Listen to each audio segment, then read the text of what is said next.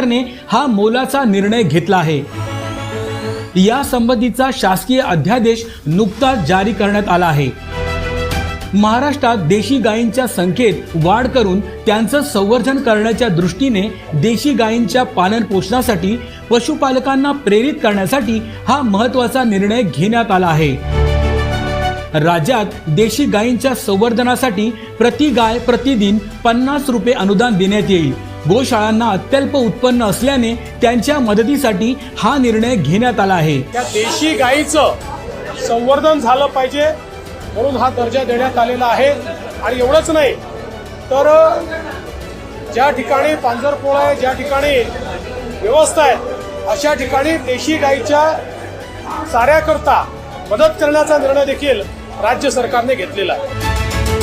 या योजनेची अंमलबजावणी ऑनलाईन पद्धतीने केली जाणार आहे। यासाठी